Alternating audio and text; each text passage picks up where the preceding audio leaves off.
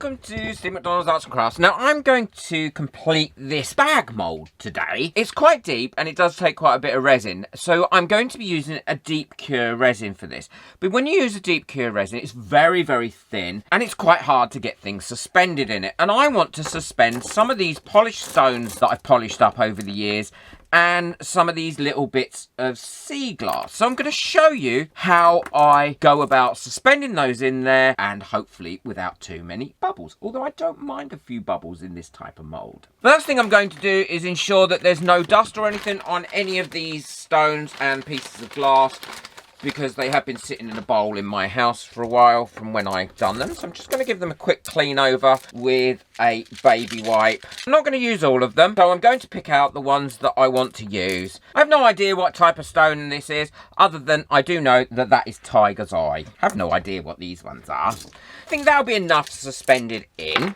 How I suspend it is I take some, well, this is beading cord, clear beading cord. Can you, I'm not sure if you can see it. There we go, it's very fine. I also take some UV resin and then decide where and how I want it to suspend. So I want it to suspend in there. Remember, when you turn this over like that, everything's going to be up that way, kind of working in reverse. And then I cut a length of the cord off. I always cut over the length that I want, because that way I know that if I want to shorten it, I can. I then put a bit of the UV resin, not too much, onto there, and I dip my cord in a couple of times to make sure it's well covered.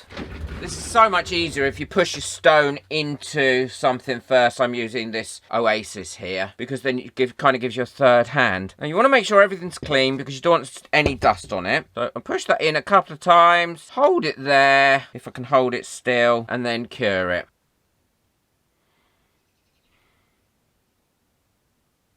And then once that's cured, that little stone will suspend off that piece of cord long enough for you to be able to suspend it in your resin. So I'm going to go ahead and do the rest, and then I'll show you what I do next. All my stone and glass are prepared now, and what I need to do is make something to be able to put on the top here that I can suspend these from. I'm going to be using this little bit of thin plastic. It came in some packaging. You could use cardboard or whatever you want to use, really.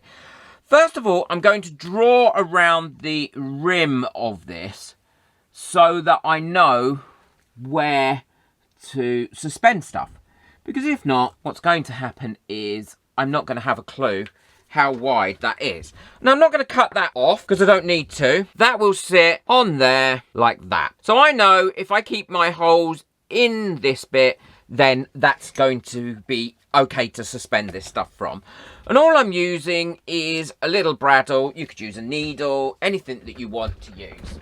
And I'm going to make some spaced holes in this piece of plastic so that I can push my thread through it and then suspend my pieces of stone and glass. And I want them to be all suspended at different heights. The first one I'm going to put in is going to be this piece. Now I'm going to clean it again because it's been inside that Oasis and I don't want that Oasis dirt on it. Thread that up through that hole there and then put it over that so that I know what my maximum length is. And that is my maximum length on there, and that means from the bottom of that piece to the top there. Now I would recommend you do your tape, you get your tape all cut up first, because if not, like me, you're going to struggle with your gloves on. I could take these off now actually. And then all I will do is pop a little bit of tape over that. I can still see my other holes, and I know now, as long as I don't go any deeper than that, they're all going to fit in, and I can suspend them all slightly differently. I've tied all the ones on that I want. I only had three left over that I didn't want to put on there, and they're all suspended in there really nicely. I'm going to now mix up my resin and then fill this up. It's really important whenever you're mixing up resin that you make sure you get the right ratio. And I'm using the J. Diction Deep Pour resin here, and this is a 2-part A to 1 part B by volume. And be as accurate as you possibly can. That way you will get the best results. I'm pouring a little bit into this mould first and giving a bit of squidgy widgy. An awesome thank you to all the people that got me a coffee last month. Look at the outpouring of love. People knew that I was having a tough time and really did send some lovely messages and some coffee. So thank you very much.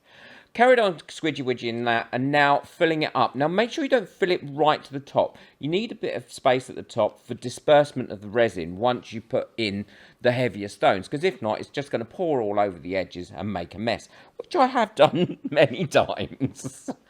So gently guiding these in, they will draw some bubbles in when you're doing it, and if you don't want those there or stuck to the rocks, then just move it up and down a little bit to dislodge them, and then they will pop on their own. But actually, like I said at the beginning, I wanted to leave some bubbles in this because I think it looks nice, certainly when the light refracts through it.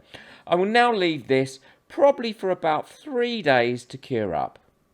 This is all cured now, and actually it took 4 days to cure this, and it's a deep cure resin, and the reason that is it turned really cold here over the last few days, and I didn't put the heating on in my studio because I just didn't want to waste the money putting the heating on, to be perfectly honest. So it did take a little bit longer. If you do use a deep cure and you find after 72 hours it's not fully cured, just leave it a little bit longer or put it in a warmer place and you'll be fine. I'm actually quite looking forward to seeing what this has come out like.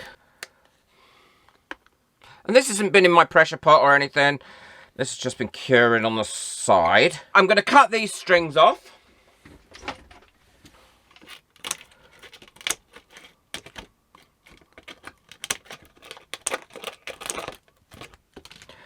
And then cut them right the way down to the bottom.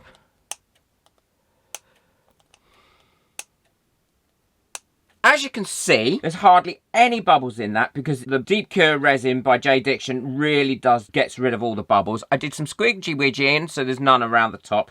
And the other great thing is you can barely see the little cords. Even if I put it up really close, you can barely see them because they go completely invisible in the resin, which is great. So that's why you can suspend stuff in resin that you wouldn't be able to normally suspend it in resin because it's gone completely clear. If you didn't do that, what would happen is these stones would just sink right down to the bottom, or anything else that you put in there. Let's see what it looks like lit up and see if that highlights those strings.